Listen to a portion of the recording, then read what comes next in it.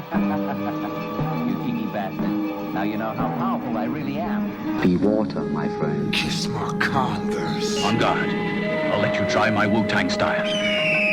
You don't even know the basic technique of Kung Fu. Lone Wolf and Cub. Kung Fu Zombie is a 1981 Eternal film Hong Kong production directed by Hua Shan and starring the incomparable Willie Dozon, aka Billy Chong. This supernatural film is one of 2 paranormal type flicks in the small filmography that Chong has performed in Hong Kong before transitioning into television in Indonesia, and is a silly cult classic that we just so happen to love. The movie starts off, where else? In a graveyard, with a small group plotting a murder. Get this, Lulo Dai, his henchmen, and the Taoist priest, Mao Shan, plan on killing our hero, Fang Fong. Fang comes from a long line of policemen, and one day he thwarted a bank robbery, which ended with Lulo Dai going to jail for 5 years.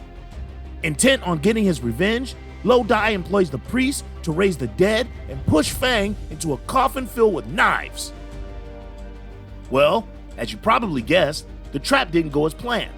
After a brief battle, Fang Fong pushes Lulo Dai into the coffin and he is killed. Everyone scatters, including Fang and his servant. Just then, a familiar Kung Fu explainer voice comes on and lets the audience know that the graveyard has been embedded with dark magic, which makes what happens next plausible. Lulo Dai doesn't die. His spirit walks among the living, and he wants a new body since his old body has been badly damaged. He forces monk Mao Shan to help him on his quest for revenge against the man who put him in a cell and in a coffin. Speaking of which, we now see Fang and his servant returning home after their little run-in with Lulo Dai.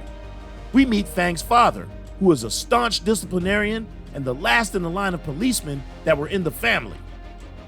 He trains his son vigorously for what he believes will be an eventual battle with the Long Clan. Fang does not see the value in training so hard, which puts he and his father at odds. When they have a disagreement, they get into a fight, and Fang's father has a heart attack brought on by stress, anger, and overexertion. This is a big one. Mao Shan witnesses Father Fong keeling over and measures the corpse as he believes it will be a good fit for his ghostly master. Young Fang Fong, who is out for a stroll, receives word that his father has passed away after he left. Fang rushes back to the villa and sees his father's cadaver on the floor, or so he believes.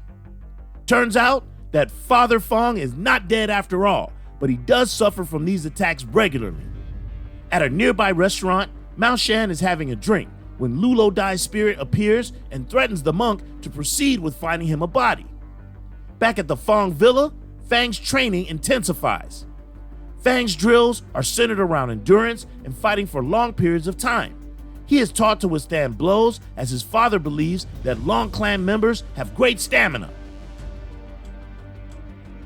Monk Mao Shan and Lulo Dai go to a cemetery to look for a fresh body.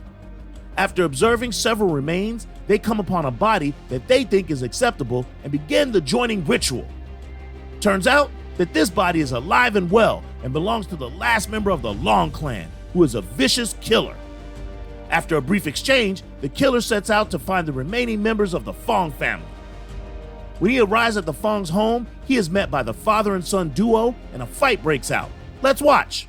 Hey.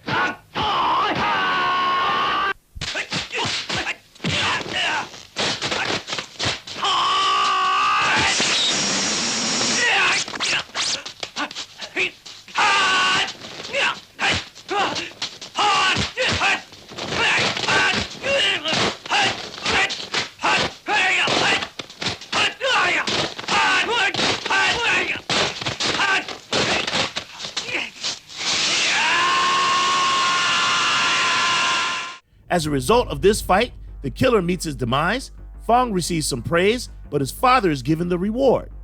While celebrating the reward that his son earned, Father Fong keels over again, but this time it's for good, even though Fang doesn't believe it.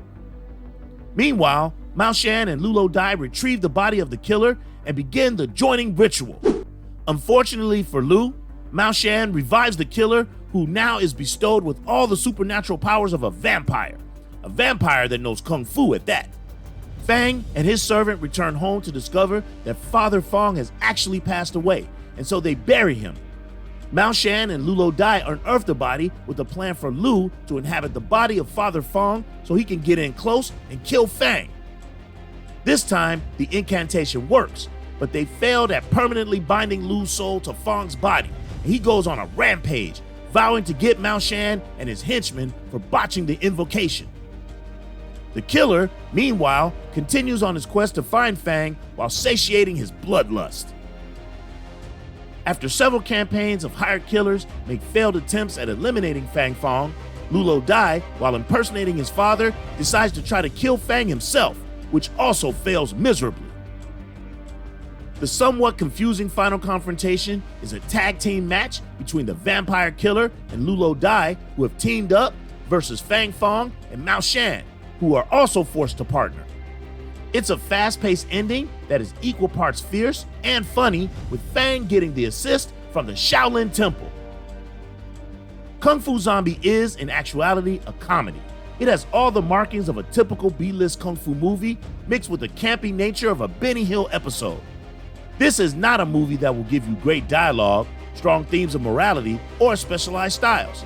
This movie is really centered around the funny, period. There are lewd jokes, sped up fighting and running, and there are a litany of funny exchanges, most of which come from our antagonists spread throughout the film. The fight choreography is okay, but is intensified by the speeding up of the camera during many of the exchanges. Billy Chong is just okay in this film, as the spoiled son of a former policeman. He doesn't bring anything special to the table except for his good looks and some superb kicking ability. His father, played by Chang Tao, is believable as his father, who is using his son as a human shield, and as the reincarnated criminal in the second half of the film. But the real gems of this movie are Chen Kai-ying's Ludo Dai and Kwang Young-moon's Killer, providing some funny dialogue and giving a strong motivation throughout the film. There's a funny gag that involves Ludo Dai trying to exact revenge on his men for botching his reincarnation. Each one of his men takes refuge differently, and it's hilarious. One man runs to the local Shaolin temple, whose spiritual power repels Lu. Equally powerful is the prison that the second henchman goes to by intentionally assaulting a woman so that he will be arrested.